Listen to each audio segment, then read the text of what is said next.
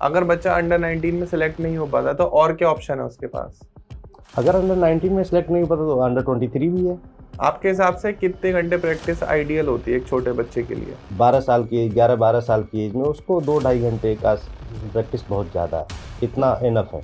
Sir, आपके हिसाब से पेरेंट्स को क्रिकेट कोचिंग में कितना इंटरफेयर करना चाहिए?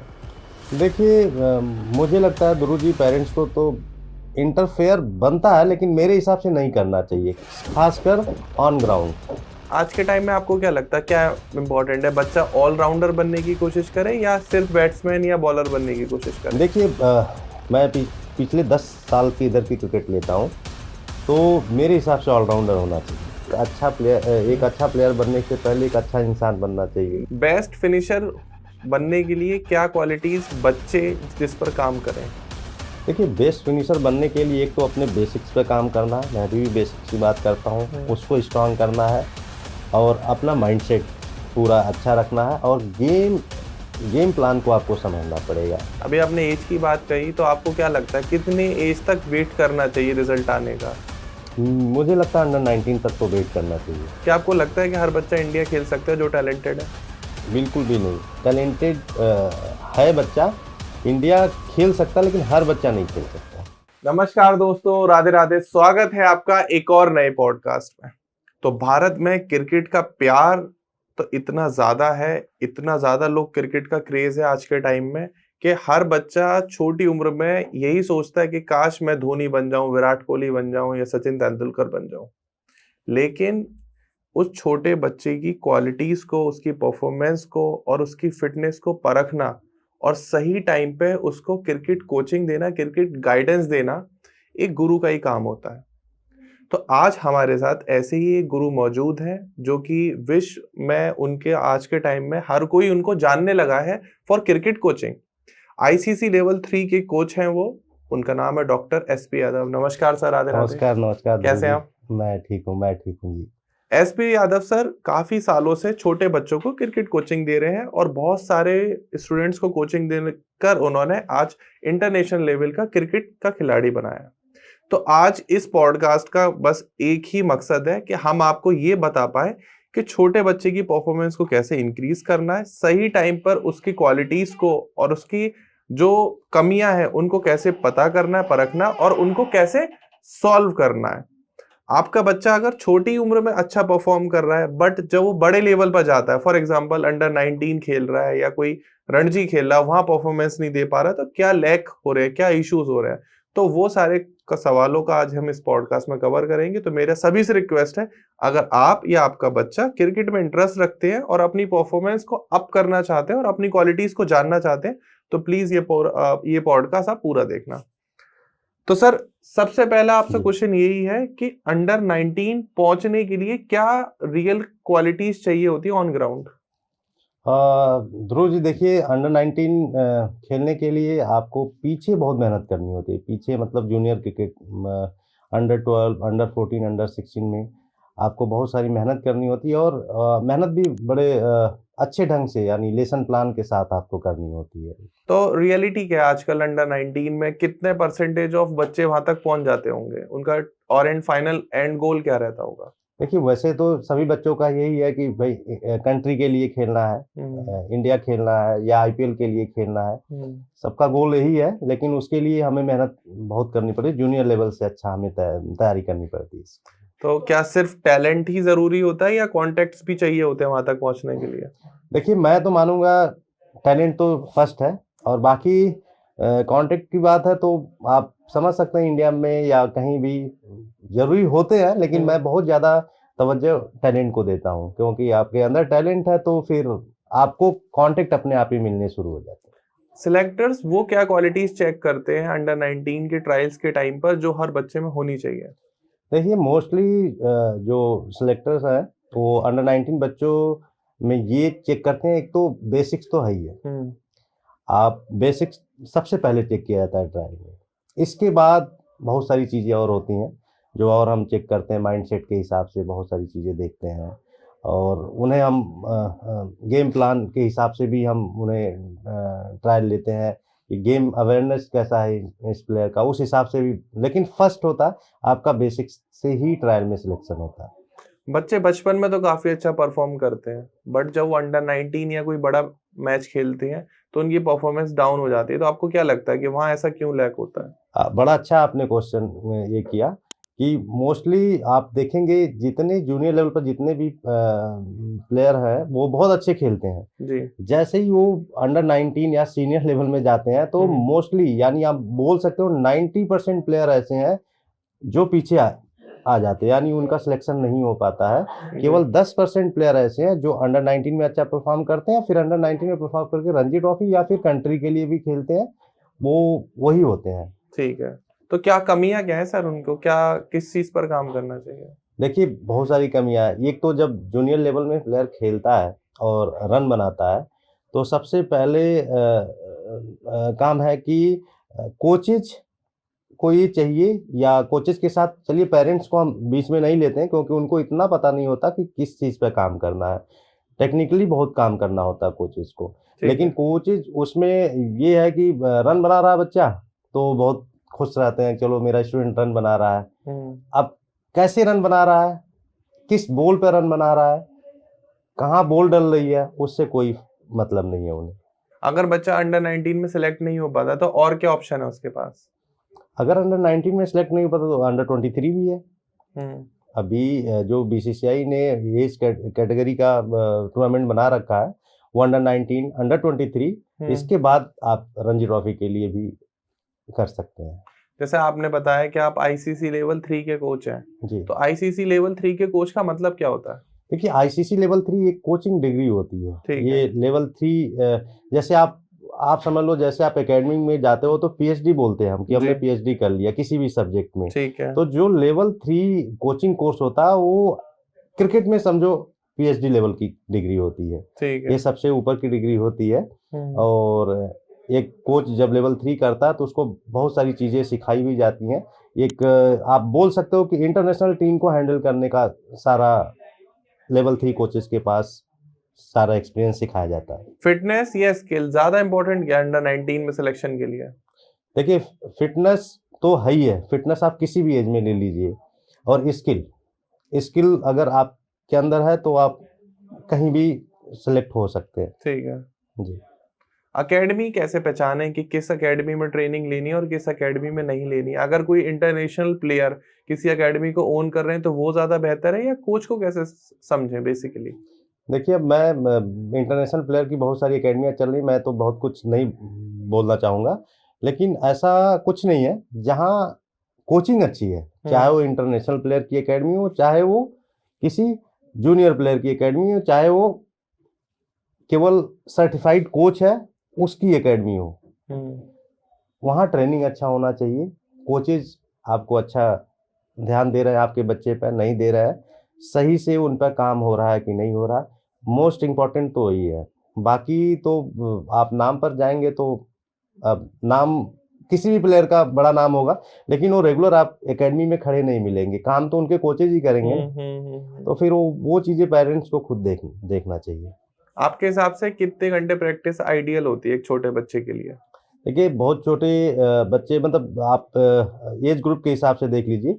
अगर अंडर 12 का बच्चा भी जो शुरुआत कर रहा है 12 साल की 11-12 साल की एज में, उसको 2-2.5 घंटे का प्रैक्टिस बहुत ज़्यादा है, इतना इनफ है।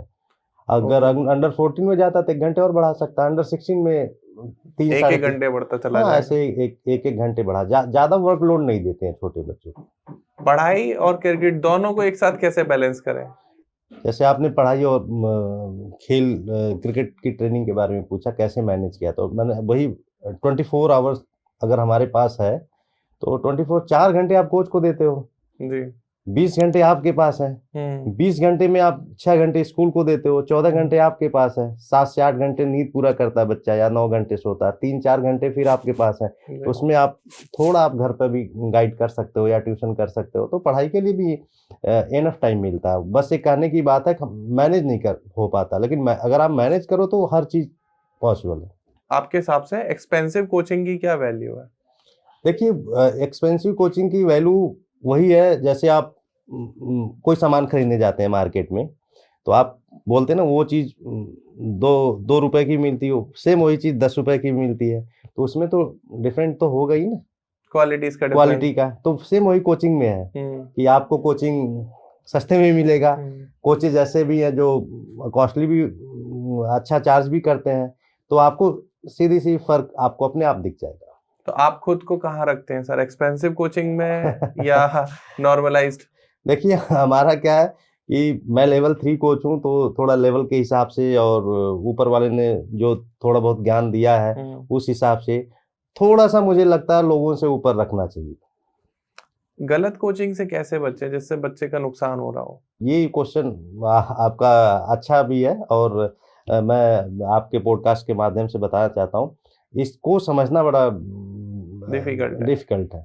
क्योंकि अब एक पेरेंट्स है जो बच्चे को अकेडमी में डालते हैं, अब उन्हें तो पता नहीं है ना कि कौन-सा कोच, कौन-सी अकेडमी, कहाँ, कैसे, क्या कोचिंग करा रहे हैं, बिल्कुल उसमें लेकिन मुझे लगता है आजकल के जो पेरेंट्स हैं, जैसे हम बोलते हैं कि जो जूनियर कोचिंग है, जूनियर बच्चे जो खेलते हैं, वो पेरेंट्स क्रिकेट है। हम जी। बच्चों का नहीं बोलते हैं। हमारी एज़ अ कोच मैं बात करूँ अंडर 12, अंडर 14, अंडर 16 तक के थोड़ा कि वो पेरेंट्स क्रिकेट खेलते हैं, बच्चे नहीं खेलते हैं। ठीक है। तो उसमें जैसे ही आपको लगता है कि भई 6 महीने, 8 महीने, 10 महीने इतना तो हर पेरेंट्स अगर क्रिकेट खिला रहा है, तो उनको आइडिया होगा कि हाँ, मेरा बच्चा इस लेवल में मैं छोड़ के आया था और एक शॉट पे 8 महीने हो गया, 10 महीने हो गए, ये चीज़ अच्छा ही नहीं हो रहा है। जी। तो उनको तो ये आइडिया होगा कि भई हाँ, ये कोचिंग अच्छी जगह कर रहा या नहीं कर रहा।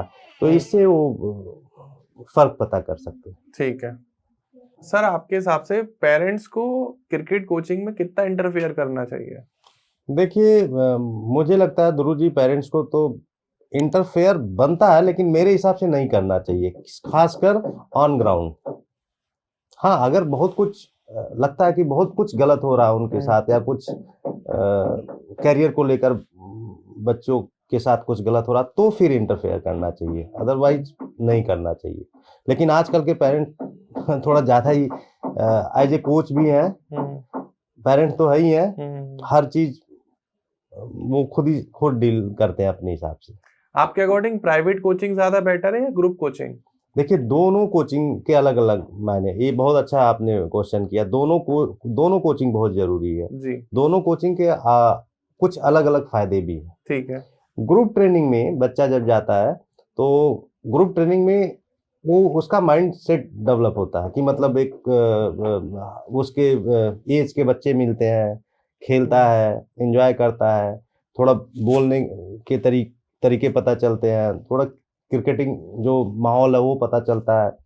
जो प्राइवेट कोचिंग है, उसमें आपकी स्किल पर काम होता है। ठीक है। आप जैसे समझ लो कि आपको कोई शॉट नहीं खेलने आ रहा, उस पे एक-एक चीज़ पे हम ध्यान देते हैं, बॉडी सेटअप पे ध्यान देते हैं कि कहीं गलत ना करें, वो चीज़ें भी बहुत ज़रूरी है। ठीक है। तो वो दोनों स्किल, लेकिन बेटर क्या है आपके हिसाब से? बेटर अगर देखा जाए तो दोनों ही अच्छा है, लेकिन अगर प्लेयर बनाना है, तो प्राइवेट कोचिंग कराना ही पड़ेगा। मैं अगर आपको बोलूँ तो क्योंकि ग्रुप ट्रेनिंग में बच्चा जाता है, 30 बच्चे होते हैं एक कोच के पास या 20 बच्चे होते हैं, 1.5 घंटे की ट्रेनिंग होती है। बोलने को 2.5-3 घंटे बोलते हैं, लेकिन सब कुछ मिला के देखो 1.5 घंटे में 30 बच्चों को 1.5 घंटे में कोच कैसे क्या सिखा देगा, आप खुद बताइए। सही बात है।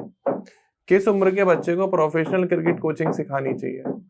देखिए आजकल तो 6 साल से भी बच्चे खेल रहे हैं, 7 साल से खेल रहे हैं। तो आई थिंक 6 साल से ऊपर जो अभी का क्रिकेट है, क्रिकेट बहुत फ़ास्ट हो चुका है। 6 साल या 7 साल से ऊपर आप प्रोफ़ेशनल कोचिंग में आप डाल सकते हैं बच्चों को। वैसे कभी-कभी आप थोड़ा लेट भी डालेंगे, 9 या 10 साल में भी तो कोई दिक्कत नहीं है। हाँ, तो आप 6 साल से ऊपर कभी भी डाल सकते हैं। ये कैसे पहचाने कि बच्चा जो खेल रहा है वो टैलेंट है उसके अंदर या हॉबी के लिए खेल हाँ, रहा है? ये क्योंकि अभी प्रोफ़ेशनल कोचिंग की बात की आपने, कई बार 6 साल के बच्चे बहुत अच्छे खेलते हैं। कई बार 6 साल, 7 साल का बच्चा भी बहुत अच्छा नहीं खेलता है। तो जब हम उनके ट्रायल लेते हैं, देखते हैं कि भई आप लेकर आ जाओ मैं देखूँगा, क्योंकि मैं अपनी बात बताता हूँ, मैं बहुत जूनियर बच्चों को ट्रेनिंग नहीं कराता हूँ, लेकिन मैं जो अच्छे बच्चे होते हैं, चाहे वो 6 साल का हो, 5 साल का हो, बहुत अच्छे बच्चे, अगर मुझे पसंद आ गया कि हाँ, इसके अंदर कुछ है, आगे चल के ये अच्छा प्लेयर बन सकता है, तो मैं अपने सेंटर में रख लेता हूँ, अपने अंडर में ट्रेनिंग कराता हूँ। सिर्फ़ ये ट्रायल से मैं जज करता हूँ कि इस बच्चे में आगे पोटेंशियल है या नहीं है। बच्चे में अगर डर है क्रिकेट को लेके या आपका पिच पे जाने से, तो उसको कैसे दूर करें? देखिए, जो बच्चों में डर है पिच पे जाने से, एक तो पहले उनको मोटिवेट कीजिए, ठीक है। कॉन्फिडेंस दीजिए कि कोई बात नहीं। इसमें इसमें सबसे बड़ा रोल आता है, देखिए अब ये डर वाली बात, ये मोस्टली बच्चे बहुत डरते हैं हुँ, और मैं खुद बच्चों से पूछता हूँ कि डर किस बात का है? हुँ, तो मैं आपको दुरूस्त ही बताना चाहता हूँ, सबसे बड़ा प्रॉब्लम पेरेंट्स हुँ, फिर कोच। ठीक है। तो कोच वो सर 90% या 80% कोच का, 90% पेरेंट्स का। ठीक है। यार रन नहीं बनाएँगे तो मेरे पापा, मम्मी मुझे डाँटेंगे, बोलेंगे, बेइज्जती हो जाएगा, कोच गाली देंगे या कुछ उल्टा-सीधा, ये डर पहले निकालना है। हुँ, अगर ये डर आपने निकाल दिया हुँ, कि जा बिंदास खेलो, कोई दिक्कत नहीं है, 0 बनाएगा 10 मैच में 10 0 बनाएगा, हुँ, तो भी मेरे लिए अच्छा है।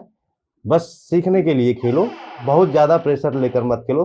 तो आप देखेंगे बच्चे में 90% या 100% डर तो उसी टाइम निकल जाएगा। हुँ, ये कोच का बहुत बड़ा रोल है। इसमें कोच कोच जो अच्छा कोच होता है बहुत अच्छा रोल निभा सकता है उसमें। हुँ। हाँ, वरना फिर वो बच्चा ज़िंदगी भर डरेगा, परफ़ॉर्म नहीं होगा, डर से वैसे भी परफ़ॉर्म नहीं होगा। जब आप डरोगे तो फिर आप कहाँ परफ़ॉर्म कर कई पाओगे? बार ऐसा भी हो जाता है सर, कोचेज़ जो हैं, किसी बच्चे को बहुत ज़्यादा अट्रैक्ट कर रहा है, जो बहुत ओबे कर रहा है कोच की, लेकिन क्रिकेट अच्छा नहीं खेल रहा। लेकिन एक बच्चा है कि जो क्रिकेट तो बहुत अच्छा खेलता है, लेकिन कोच को कोई अहमियत नहीं देता। हुँ। तो इस केस में आपको क्या लगता है, ज़्यादा ग्रो कौन करता है? हाँ, ये भी आपका बहुत अच्छा है सवाल है। अब शुरू से हमने मेरे हिसाब से जो अच्छे कोचेज़ हैं या जो प्लेयर अच्छे लेवल पर खेल रहे हैं, हम पहले से बोलते हैं एक अच्छा प्लेयर बनने से पहले कि अच्छा इंसान बनो। जी। हाँ, ये सबसे पहला वर्ड होता है मेरा भी कि अगर एक अच्छा इंसान रहोगे ना, प्लेयर तो हम बना लेंगे। जी, जी। और एक आप अच्छा ट्रेनिंग कर रहे हो, खेल अच्छा प्लेयर हो और आप किसी से बदतमीज़ी से बात कर रहे हो, किसी को हुँ, ईगो दिखा रहे हो, तो ना कोच पसंद करेगा, ना सिलेक्टर पसंद करेंगे, उसका करियर जाके कहीं न कहीं रुक जाएगा। मोस्टली आपने देखा होगा बहुत सारे इंटरनेशनल लेवल के प्लेयर के साथ भी हुआ, जूनियर लेवल के क्रिकेटर के साथ भी हुआ है, ये रहा है। इसलिए आप अच्छे इंसान बनिए, धीरे-धीरे आपको क्रिकेट हम सिखा लेंगे और फिर आपका जो अच्छा नेचर है वही लोगों को इम्प्रेस करेगा और वही आपको अच्छा क्रिकेट खिलाएँगे। लेकिन नेचर से ही नहीं खेल पाओगे, उसके लिए टैलेंट भी होना बहुत ज़रूरी है। दोनों हुँ। चीज़ें आपको मैनेज करना पड़ेगा। पहले आप अपने नेचर पे हाँ, और पहले आपने पर्सनैलिटी पे काम करो, क्रिकेट तो आप सिखा ही देंगे। क्रिकेट तो आ ही जाता है, आप रेगुलर बने रहोगे, सारी चीज़ें आ जाता है, कोई दिक्कत नहीं। तो आज के टाइम में आपको क्या लगता है, क्या इम्पोर्टेंट है? बच्चा ऑल-राउंडर बनने की कोशिश करे या सिर्फ बैट्समैन या बॉलर बनने की कोशिश करे? देखिए मैं पिछले 10 साल की इधर की क्रिकेट लेता हूँ, तो मेरे हिसाब से ऑलराउंडर होना चाहिए। हुँ, क्योंकि अब वो टाइम चला गया जो हमारे पुराने क्रिकेटर थे कि हाँ, ये सिर्फ़ बॉलिंग ही डालेंगे, बैटिंग ऑर्डर सिर्फ़ 6 या 7 नंबर तक ही होगा। हुँ। अभी तो आपको 11 नंबर तक सारे प्लेयर को आपको आना चाहिए बैटिंग हार्दिक करनी। पांड्या देखिए बॉलिंग भी कर आप देते हैं देखिए बैठकर। जितने भी आजकल ऑलराउंडर जो है उनके चांस ज़्यादा हैं और जो एक फ़ील्ड में अच्छा है, चांस तो है लेकिन कम चांसेस बनेंगे। कंसिस्टेंसी क्यों नहीं आ पाती यंग प्लेयर्स में क्रिकेट को लेकर? अ, ये भी अच्छा क्वेश्चन है आपका। आप देख रहे होंगे यंग प्लेयर बहुत सारी चीज़ों में आजकल इन्वॉल्व हो गया है। ज़्यादातर हुँ। तो आप सोशल मीडिया की बात कर लीजिए। सबसे ज़्यादा सोशल मीडिया जो है, हुँ, वो प्लेयर को बहुत अच्छा प्लेयर नहीं बनने देते। जी। सब माँ-बाप का मेरे पास जो आते हैं, हुँ, सबका सर इसको मोबाइल चलाने से मना कीजिए। ये जी। 4 घंटे जाता है अकेडमी से, हुँ, आपके पास से मोबाइल देखता है, ना पढ़ाई पे ध्यान, तो वो सबसे पहले बंद करना है, ठीक है। सबसे पहले। इसके बाद आपकी जो यारी दोस्ती है, बहुत हुँ, लिमिटेड रखना है, बहुत ज़्यादा दोस्त नहीं बनाने हैं। जी। जो बहुत अच्छा प्लेयर होता है या बहुत अच्छे लेवल पे खेलते हैं, आप देखेंगे ना उनके पास बहुत लिमिटेड लोग होते हैं, जो बहुत अच्छे क्लोज़ दोस्ती होती है। हुँ, अदरवाइज़ वो किसी को ज़्यादा दोस्त भी नहीं बनाते हैं। तो इन हुँ। सब चीज़ों से आपको दूर रहना है। परफॉर्मेंस प्रेशर को कैसे कोप करें? परफॉर्मेंस प्रेशर को आप जैसे आपको अभी पेरेंट्स और कोच वाली बात बताया, हुँ, ये तो जूनियर लेवल का हुआ, ऐसे सीनियर लेवल में बहुत सारी होती है। अपने आप को हुँ, सेल्फ मोटिवेट करना है हुँ, और अपने आप को सोच कर जाना है कि हुँ, भई मुझे कुछ अच्छा करना है और हुँ, बहुत ज़्यादा अपने ऊपर प्रेशर नहीं लेना है कि मैं बहुत कुछ बड़ा करके आऊँगा, नहीं तो फिर कुछ नहीं हुँ, करना है। परफॉर्मेंस के लिए अगर देखा जाए तो अपने हुँ, जो गोल है वो छोटे-छोटे टुकड़ों में पार्ट में हम हुँ, जैसे एज़ ए बैट्समैन है मैं उनकी बात कर लेता हूँ कि हम जाते हैं हुँ, तो छोटे-छोटे पार्ट में हम डिवाइड कर सकते हैं कि अगर मुझे हुँ, 100 बनाना तो मैं पहले 20 रन के लिए खेलूँगा। जी। फिर इसके बाद फिर अगले 20 रन के लिए खेलूंगा, तो उनके ऊपर प्रेशर भी नहीं बनता और 20-20 रन बहुत इजी बन जाते हैं जो अच्छा प्लेयर है। सही और बात वो है। 100 रन इकट्ठे दिखते हैं, यार मैं 40 ओवर में 100 कर दिया या 35 ओवर में 100 कर दिया, तो यहाँ से वो अपने प्रेशर को रिलीज कर सकते हैं। परफॉर्मेंस करने के लिए बहुत सारी चीजें आपको मेंटल टफनेस आपका बहुत अच्छा होना चाहिए, मेंटली बहुत प्रिपेयर रहना पड़ेगा। मैं आपके अकॉर्डिंग टाइम का डिवीजन आपको आना इम्पोर्टेंट है, जो वो बहुत जरूरी है, अगर टाइम का डिवीजन नहीं आएगा तो आप परफॉर्म कर ही नहीं सकते। आप मतलब बड़ा गोल सेट करने से पहले छोटे छोटे गोल छोटे सेट। छोटे, वो लाइफ वाली बात है ना, जैसे आप लाइफ में भी आप छोटे छोटे गोल से स्टार्ट हम्म। करते हैं, फिर बहुत बड़ा गोल आपको लगता है यार मैं यहाँ पहुंच गया। ये बहुत इंपॉर्टेंट है यादव जी। हाँ, मतलब आप अगर लाइफ में छोटे गोल गोल लेके चल रहे हो तो एक दिन बड़ा गोल भी पूरा हो ही जाता है अल्टीमेटली। 100% होगा, लेकिन उसके लिए काम करते रहना आपको। आपके हिसाब से क्या आज के टाइम में क्रिकेट एक एक्सपेंसिव चीज हो गया है या अभी भी आप गली क्रिकेट को वैल्यू देते हो? देखिए आज के हिसाब से क्रिकेट थोड़ा एक्सपेंसिव हो ही गया है, गली क्रिकेट अब रहा नहीं है। लेकिन बहुत सारे लोग आते हैं, सर वो वहां से खेल के बन गया गली क्रिकेट से, वो नहीं। अरे लाख या एक आध करोड़ में एक आध प्लेयर कोई निकल गया तो इसका मतलब नहीं है बहुत सारे प्लेयर वहां से निकल जाएंगे। सही तो बात है। आपको इस पे खर्च करना ही पड़ेगा। अगर एक अच्छे कोच के पास जाते हो ट्रेनिंग करने, तो आपको तो पे करना ही पड़ेगा उस चीज के लिए। हाँ चलो, अगर कोई अच्छा कोच अगर देख लिया बहुत अच्छा टैलेंट है, बहुत ही अच्छा टैलेंट है, तो थोड़ा देख लिया, सपोर्ट कर दिया, वो अच्छी चीज है। लेकिन वो कितने में है, कहाँ मिलेगा वो? कहीं एक आध लाख में, एक आध करोड़ में एक आध बंदे मिल गए तो मिल गए। सर मतलब एक कंट्रोवर्शियल क्वेश्चन है, सचिन तेंदुलकर और विनोद कांबली इन दोनों के कोच सेम थे, सचिन देखिए कहाँ पहुंच गए, कांबली को आज कोई जानता भी नहीं है। मैं वही बोला अभी कि डिसिप्लिन अब अच्छा होना चाहिए, अनुशासित रहना चाहिए। इससे पहले भी आपको क्वेश्चन वो आपके क्वेश्चन का जवाब दिया था, एक अच्छा प्लेयर बनने से पहले एक अच्छा इंसान बनना चाहिए। जी। तो सचिन और विनोद कांबली में बहुत ज्यादा टिप्पणी नहीं करना था। सचिन तेंदुलकर को देखिए कहाँ पे है, विनोद कांबली कहाँ पर है।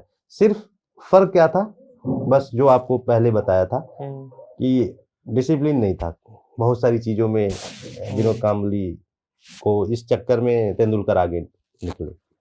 अच्छा, ज्यादा बच्चे को कहाँ फोकस करना चाहिए, नेट पर या ग्राउंड पर? कहाँ परफॉर्मेंस ज्यादा बेटर होती है? देखिए सब जगह जगह पर ये क्वेश्चन बहुत अच्छा है। अभी कई बच्चे, अब मैं इस चीज पे थोड़ा मैं बोलना चाहूंगा कि बहुत सारे पेरेंट और बहुत सारे कोच, उनकी ये सोच है कि बच्चे को महीने में 10 मैच खिलाएंगे तो जल्दी इंडिया खेलेगा या जल्दी रणजी ट्रॉफी खेलेगा, प्रेशर हैंडल करना सीख हाँ जल्दी। लेकिन ये सरासर गलत है।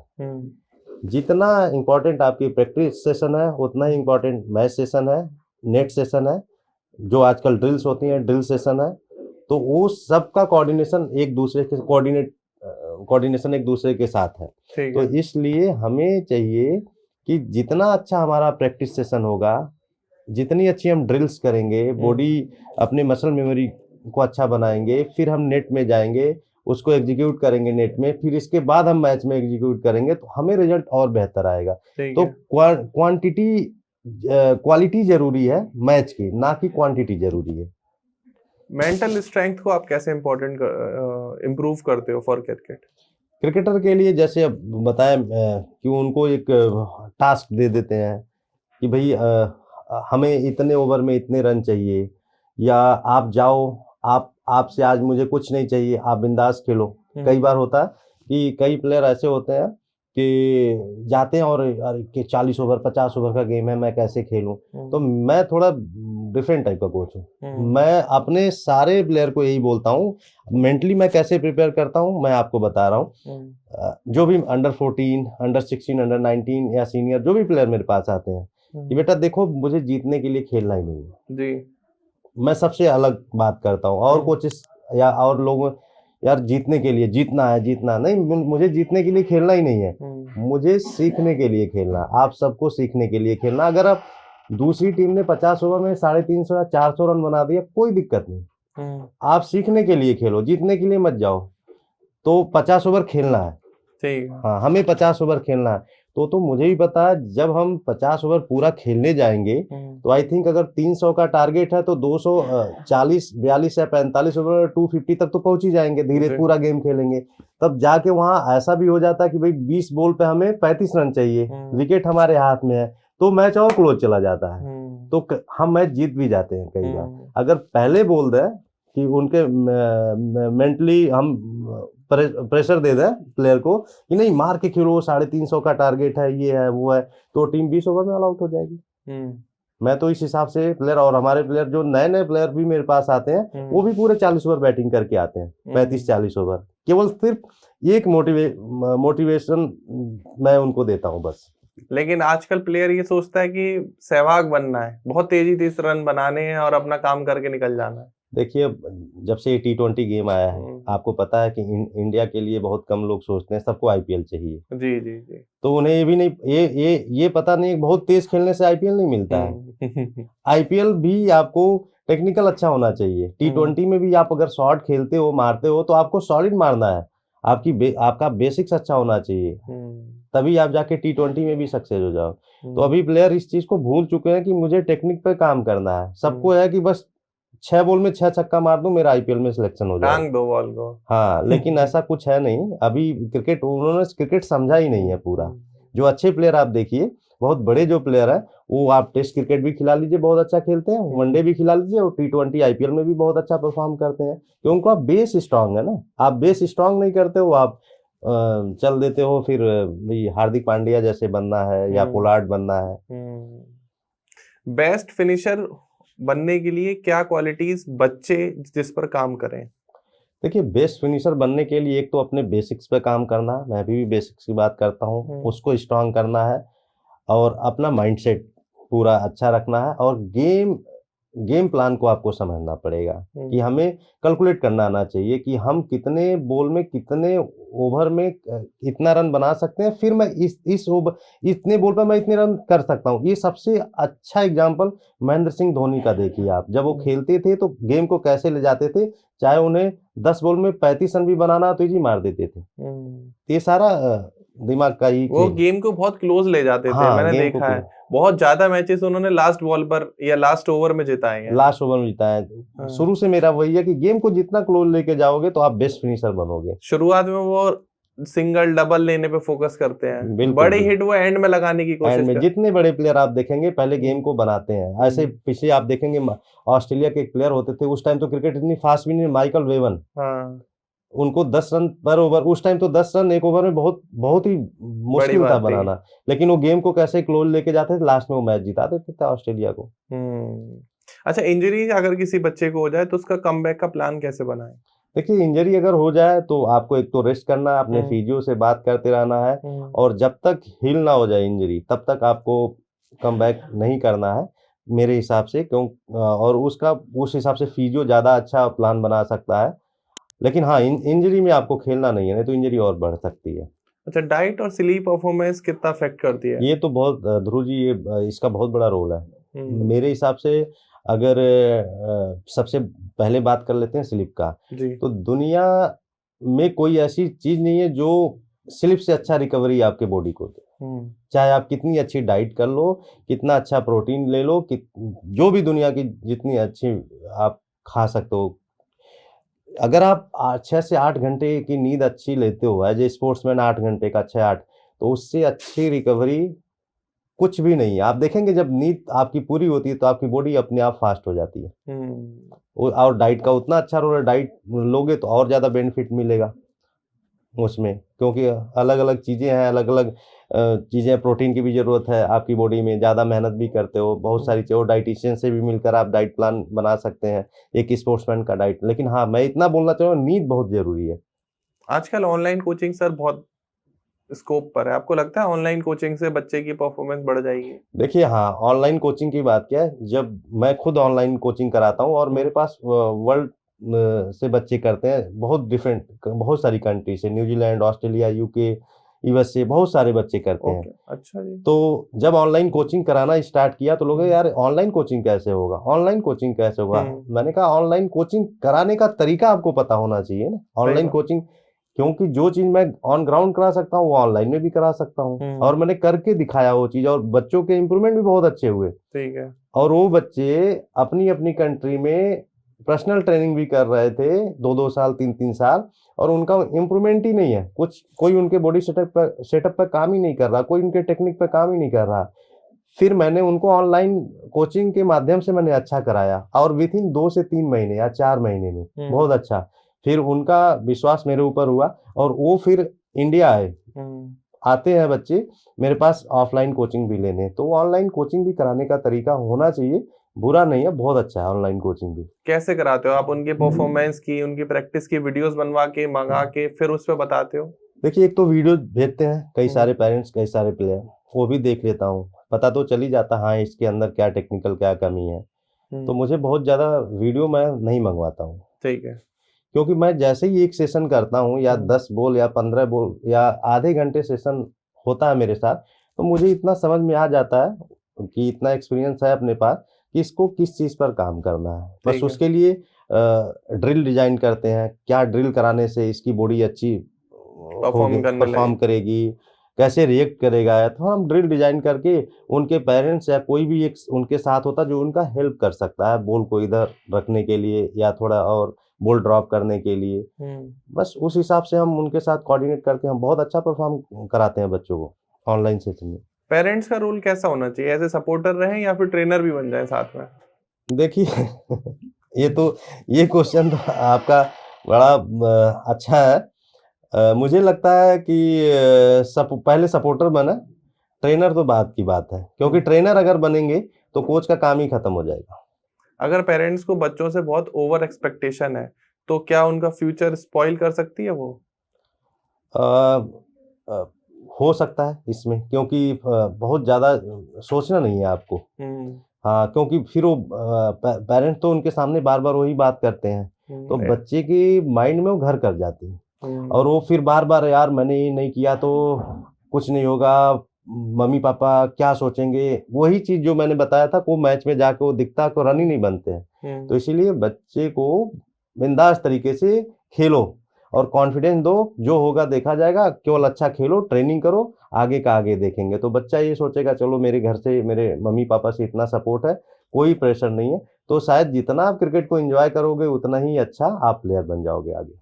आप अपने बच्चे को क्या सिखाएँगे कि बेटा वर्ल्ड कप की ट्रॉफी पे फोकस करो या इम्प्रूवमेंट पे फोकस करो? देखिए, सिंपल सी बात है, वर्ल्ड कप की ट्रॉफी तो अभी दूर की बात है। पहले अपने आप को इम्प्रूव, मैं पहले भी बोला था आपको कि मैं जीतने के लिए नहीं खेलता हूँ, मैं सीखने के लिए खेलता हूँ। तो वही बात हो गई ना कि वर्ल्ड कप की ट्रॉफी जब जब हम सीखेंगे नहीं तो जीत के कैसे लाएँगे? तो पहले इम्प्रूवमेंट पे फोकस करें, बाद में वर्ल्ड कप की ट्रॉफी तो अपने आप आ जाएगी। अगर बच्चा क्रिकेट नहीं खेलना चाहता, लेकिन पेरेंट्स फिर भी चाहते हैं कि ये क्रिकेट में जाए और क्रिकेट खेले, तो उस टाइम पर कैसे उस कंडीशन को टैकल करें? बिल्कुल, इसमें तो सीधी-सी बात है, अगर बच्चा क्रिकेट नहीं खेलना चाहता तो आपको मना ही कर देना चाहिए पेरेंट्स को। पेरेंट्स भले चाहें, समझना चाहिए। अगर मैं ज़बरदस्ती बच्चे को क्रिकेट में डाला भी ट्रेनिंग में, तो वैसे भी छोड़ देने का है। हाँ, बहुत कम रेयर बच्चे होते हैं जो 100 में 1 आध बच्चे हाँ, चलो आगे खेलते हैं, नहीं तो उन्हें फिर नहीं इंटरेस्ट है बच्चों का तो पेरेंट्स को दबाव बनाना ही नहीं चाहिए बिल्कुल भी क्रिकेट खेलने के लिए। अब जैसे सर ऑल्दो आपको पता ही है क्रिकेट एज़ ए करियर बहुत रिस्की है, तो बैकअप प्लान में क्या रखें? बैकअप प्लान में देखिए एजुकेशन मैं अभी भी बोलता हूँ कि एजुकेशन नहीं छोड़ना है। पढ़ाई तो साथ-साथ चलने दीजिए, मैनेज कीजिए उस चीज़ को और क्रिकेट में अगर नहीं भी हुआ 1% का तो आपके पास पढ़ाई है और जो बिज़नेसमैन घर से बच्चे हैं उनके पास बिज़नेस है। सारी चीज़ें वो तो कर ही सकते हैं। लेकिन मैं ये ज़रूर कहूँगा क्रिकेट ज़रूर ट्राई करो, क्रिकेट है तो उस पे ज़्यादा फ़ोकस करें क्योंकि इसमें एक रीज़न और बताता हूँ। पढ़ाई और क्रिकेट में क्या फ़र्क है? जी। क्रिकेट में ऐज बहुत मैटर करता है। हाँ। अगर मान लीजिए आप अंडर 14 में नहीं हुए, 16 भी निकल गया आपका, 19 भी निकल गया, तो आप रणजी ट्रॉफी नहीं खेल सकते डायरेक्ट। बहुत रेयर चांस है, लाखों में कोई एक हो गया तो हो गया। पढ़ाई में क्या है, अगर आपने चलिए थोड़ा-सा ढील भी दे दिया 2-3 साल, 4 साल, तो आप पढ़ाई को कवर कर सकते हो। पढ़ाई की कोई ऐज नहीं होती है, करने वाले पढ़ाई 20 साल में भी करते हैं, 22 साल में भी करते हैं, 25 साल में भी करते हैं, तो आप कर सकते हो। उसको मतलब 2-2 घंटा ज़्यादा एक्स्ट्रा पढ़ाई करके आप उस चीज़ को कवर कर सकते हो। क्रिकेट में ये चीज़ें नहीं है, ऐज बहुत मैटर है। ऐज निकल गया तो कुछ नहीं होने वाला। अभी आपने ऐज की बात कही, तो आपको क्या लगता है कितने ऐज तक वेट करना चाहिए रिजल्ट आने का? मुझे लगता है अंडर 19 तक तो वेट करना चाहिए। अंडर 19 कई बच्चों का परफॉर्मेंस 12 के बाद ही आ जाता है, कई 14 16 में आता है, कईयों का 19 में। जब तक बच्चा अंडर 19 तक है बिल्कुल भी वेट करना चाहिए, क्योंकि मेन आपका एग्जाम अंडर 19 क्रिकेट से ही होगा। मैं 12, 14, 16 को क्रिकेट ज़्यादा मैं वैल्यू नहीं देता, क्योंकि ये जूनियर क्रिकेट है, इसमें इतना ज़्यादा बच्चा सीखता करेगा तो फिर उसका फ्यूचर ब्राइट है। बच्चा पेरेंट्स प्रेशर या कंपैरिजन से कैसे बचे? थोड़ा ये चीज़ें तो खुद ही बच्चे को बात करना चाहिए अपने पेरेंट्स से कि मैं अच्छा करूँगा। खुद एक बच्चे और पेरेंट्स के बीच की बात होना चाहिए, और खुद बच्चे को कॉन्फिडेंस देना चाहिए पेरेंट्स को कि मैं कुछ अच्छा करूँगा, आप लोग थोड़ा पेशेंस रखिए, तो थोड़ा हो सकता है पेरेंट्स का प्रेशर बच्चे के ऊपर से हट जाए। अच्छा, मैं कुछ आपसे हॉनेस्ट आंसर जानना चाहूँगा इन चीज़ों के। क्या आपको लगता है कि हर बच्चा इंडिया खेल सकता है जो टैलेंटेड है?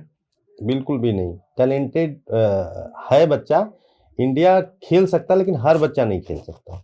ऐसे तो पूरी इंडिया की टीम ही बन जाए। क्रिकेट ड्रीम और रियलिटी में कितना गैप है? ये ड्रीम और रियलिटी में बहुत ज़्यादा गैप है।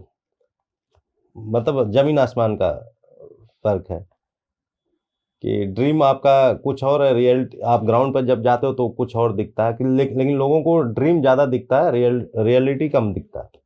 रियलिटी में क्रिकेट को आप अगर बताना चाहो तो क्या है क्रिकेट? क्रिकेट आपका ये एक हम बोल सकते हैं, एक पैशन तो है ही है, ये एक हम तपस्या बोल सकते हैं कि एक तरीके से वो भी एक तपस्या है। उसके लिए आपको पूरा डेडिकेट रहना चाहिए, सबसे कट के रहना पड़ेगा आपको, अपने अपने करियर को आगे बढ़ाने के लिए बहुत ज़्यादा आपको डेडिकेट रहना पड़ेगा क्रिकेट के लिए। ये रियलिटी है क्रिकेट में। ऐसे कोच बच्चे पर पेरेंट्स का सपना थोपना कितना सही रहता है? नहीं, ऐसा कुछ नहीं है। पेरेंट्स चाहेंगे, लेकिन बच्चे के अंदर क्वालिटी होना चाहिए। क्वालिटी तो कोच बनाएगा, ना कि वो चीज़ें उसके ऊपर थोपेगा। ये गलत है। उसको ज़्यादा, क्योंकि उससे ज़्यादा उसको प्रेशर, बच्चे के अंदर प्रेशर आएगा। कुछ नहीं, उसको मोटिवेट करके उसको बनाने की कोशिश करना है। पेरेंट्स को अलग रखना है, बच्चे को अलग रखना है अपने। आपके हिसाब से कितने परसेंटेज ऑफ स्टूडेंट्स आपके एक्चुअल प्रोफेशनल बन जाते हैं? देखिए, मेरे पास जो ट्रेनिंग करते हैं बच्चे, मैं जहाँ तक देखता हूँ कि उसमें से देखिए, अगर देखा जाए तो 30 to 40% अच्छे लेवल पर खेल ही जाते हैं वो। क्योंकि अगर 100 बच्चे आपके पास आते हैं तो बहुत कम कोचेस के पास ऐसे बच्चे हैं जो कि 30-40% बच्चे कहीं ना कहीं दूसरे स्टेट से कहीं ना कहीं कुछ अच्छे सिलेक्शन हो जाता खेलते हैं। क्योंकि 100 में से एक आध बच्चे, वो मैंने 200 बच्चों में से देखा हूँ, एक आध बच्चा कोई किसी कोच का खेल गया तो उनके लिए वो बहुत बड़ी बात हो जाती है। लेकिन मेरे पास थोड़ा मैं क्योंकि बच्चे कम रखता हूँ और मैं उन पर वर्क करता हूँ, तो आई थिंक 30 to 40% बच्चे कहीं ना कहीं से खेल ही जाते हैं वो अच्छा परफॉर्म करके। अच्छा, गर्ल्स को अच्छा परफॉर्मेंस कराने के लिए लड़कों के साथ खिलाना सही रहता है? देखिए, अब इसके नुकसान भी है, इसके फायदे भी हैं। ठीक है, अब मैं पहले फायदा आपको बता देता हूँ जी। कि अगर वो लड़कों के साथ खेलेंगे, एक तो वो बोल्ड होंगी, ठीक है, नेचर वाइज। दूसरा, अगर क्रिकेट में स्किल की बात करें जी, क्रिकेटिंग स्किल की, तो उसके लिए अगर लड़कों की बॉल तेज आती है, अच्छा डालते हैं, लड़कियों से अच्छा ही डालते हैं, वो तेज भी है क्योंकि नेचुरली तेज डालेंगे, तो उसको खेल खेल के उनके तेज बॉल की आदत बन जाती है। अब इसका नुकसान मैं बताता हूँ, जब वुमेन्स क्रिकेट खेलती हैं स्टेट लेवल में, तो वो वाली बॉल इनको मिलती नहीं है, क्योंकि तेज उनको चाहिए। बॉडी तो उसी हिसाब से अडॉप्ट की हुई है, रिएक्शन टाइम उसी हिसाब से उनका है जी, तो बॉल तो स्लो आएगी। पेस बॉलर है तो उनकी बॉल, और वो जल्दी खेल जाएंगे। स्लो बॉलर जल्दी खेलेंगी और जल्दी आउट हो जाती हैं, तो अपने आप को एडजस्ट नहीं कर पाती हैं।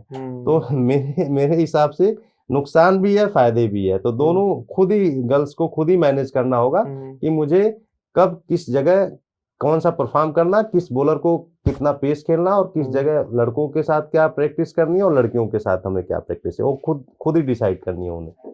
ज्यादा बेहतर क्या है, सिर्फ क्रिकेट या एक स्पोर्ट्स पे ध्यान देना, या एक साथ 2-3 स्पोर्ट्स खेलना? देखिए, अगर देखा जाए तो अलग अलग इसके भी मायने हैं। अगर 2-3 स्पोर्ट्स खेलते हैं तो उसके फायदे भी हैं, और 2-3 स्पोर्ट्स खेलते हैं उसके नुकसान भी हैं सेम। अगर आप सपोज करो क्रिकेट खेल रहे हो, उसके साथ फुटबॉल भी खेल रहे हो और टेबल टेनिस भी खेल रहे हो, तो आपके फायदे बताता हूँ। अब आपका फिटनेस अच्छा होगा, फुटबॉल खेलोगे एज ए क्रिकेटर जी। आप इसका एग्जांपल, महेंद्र सिंह धोनी बहुत अच्छे थे, फुटबॉलर बहुत अच्छे थे। और टेबल टेनिस भी खेलते हैं उसमें, तो जी। उसमें हैंड आई कोऑर्डिनेशन भी बड़ा अच्छा होगा, बैटिंग के टाइम बड़ा हम्म। अच्छा आएगा। लेकिन अब उसमें चलते हैं, कब नुकसान क्या होगा, अब 2-3 स्पोर्ट्स एक साथ खेलते हैं तो फोकस तो आप 2-3 स्पोर्ट्स के डाइवर्ट हो गया ना आपका, हम्म। एक जगह आपका विजन नहीं है, तो ना उस स्पोर्ट्स का रहोगे, ना इस स्पोर्ट्स का रहोगे, ना उस स्पोर्ट्स का रहोगे, ये किसी किसी गेम का नहीं रहोगे आप, जी। तो कहीं ना कहीं बीच में कैरियर आपका रुक जाएगा। हम्म। अच्छा यादव जी, आपसे मैं कुछ रैपिड फायर क्वेश्चन पूछना चाहूंगा। जी जी जी। क्रिकेट आपके हिसाब से पैशन है या प्रोफेशन चुनना देखिए चाहिए? अभी अभी के टाइम में ये प्रोफेशन है क्रिकेट, पैशन के साथ प्रोफेशन है। Right as for coaching? Right as coaching का अगर है तो वो 7 to 8 ईयर। टैलेंट ज्यादा इंपॉर्टेंट है या हार्ड वर्क? हार्ड वर्क ज़्यादा इम्पोर्टेंट है। नेट प्रैक्टिस या मैच एक्सपोजर? आप इसमें देखेंगे नेट प्रैक्टिस या मैच एक्सपोजर, तो हमें मैच एक्सपोजर। ऑलराउंडर या स्पेशलिस्ट? ऑलराउंडर। पढ़ाई या क्रिकेट, फर्स्ट प्रायोरिटी कौन है? I think education, education is must, क्योंकि आप अच्छे क्रिकेटर भी हो तो भी आपको एजुकेशन करना जरूरी है। प्राइवेट कोचिंग लेनी चाहिए या नहीं? जी बिल्कुल, अगर आपको अच्छा इंप्रूवमेंट चाहिए तो प्राइवेट कोचिंग की तरफ जरूर जाइए। फिटनेस या स्किल ज्यादा जरूरी क्या है? फिटनेस, फिटनेस रहेगा तो स्किल आप अपने आप को इम्प्रोवाइजेशन कर सकते हो स्किल का। ट्रॉफी या इम्प्रूवमेंट? इम्प्रूवमेंट। सिलेक्शन ज्यादा इंपॉर्टेंट क्या है, आपकी प्रेजेंटेशन या आपका लक? प्रेजेंटेशन, लग तो कभी कभी काम करती है। डाइट फॉलो करना जरूरी है या नहीं? यस जरूरी है। मोबाइल डिस्ट्रैक्शन से कैसे बचें? मोबाइल डिस्ट्रैक्शन से आप बच सकते हैं, इसके लिए आपको एक टाइम टेबल बनाना पड़ेगा, और एक कुछ घंटे के लिए ही आपको मोबाइल का एक टाइम टेबल बनाकर रखना, कितना मैं देख सकता हूँ 1 से 2 घंटे, तो 24 घंटे में। कोच का रोल कैसा होना चाहिए, स्ट्रिक्ट या फ्रेंडली? मेरे हिसाब से फ्रेंडली, क्योंकि फ्रेंडली रहोगे तो शायद प्लेयर आपको सारी बातें शेयर कर सकता है। कंपैरिजन जो होता है वो हार्मफुल होता है या मोटिवेशन देता है? अ, वो हार्मफुल होता है मेरे हिसाब से। बैकअप प्लान होना चाहिए या नहीं होना चाहिए? जरूर होना चाहिए। अर्ली सक्सेस किसी को मिल जाए तो वो रिस्की रहता है या ठीक है? रिस्की है। क्यों? जब अर्ली सक्सेस मिलता है तो फिर अभी कोई भी इंसान ना अपने मेहनत को कम कर देता है, और वो इस चकाचौंध में खो जाता है, जिससे उसका परफॉर्मेंस और उसकी जो सक्सेस रेट है वो धीरे धीरे डाउन चली जाती है, और वो फिर खत्म हो जाता है। आपके हिसाब से हर बच्चा क्रिकेटर बन सकता है? नहीं। आपके हिसाब से पेरेंट्स सबसे बड़ी मिस्टेक क्या करते हैं? पेरेंट्स सबसे बड़ी मिस्टेक करते हैं, एक सही गाइडेंस ले नहीं पाते हैं सही टाइम पे सही कोचेस से, और उस हिसाब से वो खुद ही कोच बन जाते हैं बच्चे का, तो वो सबसे बड़ी गलती है उनकी। एक वो हैबिट जो बच्चे की परफॉर्मेंस गिरा देती है? एक है वो उसका डिसिप्लिन में ना रहना। एक वो हैबिट जो बच्चे को चैंपियन बना देती है? उसका डिसिप्लिन और पैशन दोनों। एक वो चीज जिससे कोच बेकार बन जाता है? रेगुलरिटी नहीं होना कोच में। प्लेयर का आपके हिसाब से सबसे बड़ा फियर क्या होता है? प्लेयर का सबसे बड़ा फियर उनके माँ बाप और कोच। सिलेक्शन के टाइम पर सबसे बड़ा मिथ क्या है? कि मेरी इनसे उनसे सेटिंग होगी, मेरा सिलेक्शन हो जाएगा, ये सबसे बड़ा मिथ है। अगर जो भी पेरेंट्स ये पॉडकास्ट देख रहे हैं, वीडियो देख रहे हैं, आप उनको एक एडवाइस देना चाहो तो वो क्या एडवाइस होगी?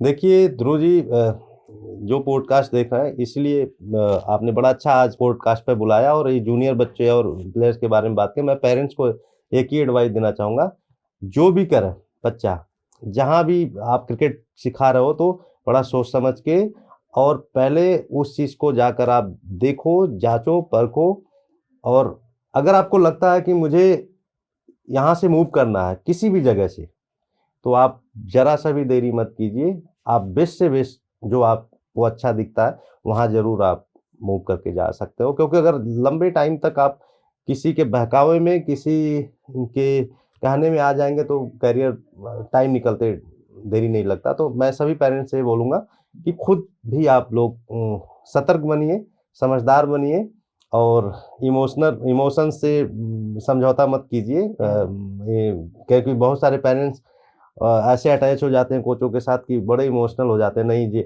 ये मेरे बच्चे को बहुत दिन से ट्रेनिंग करा रहे हैं, बचपन के हैं, ये है, अब बच्चा क्या कर रहा है, क्या नहीं कर रहा, आप या तो वो देख लीजिए या तो करियर देख लीजिए। सही बात है। तो फिर मैं पेरेंट्स से यही बोलना चाहूँगा कि कहीं भी करिए, अच्छे ढंग से आप खुद ही अपने हिसाब से देख लीजिए। अपने हिसाब से।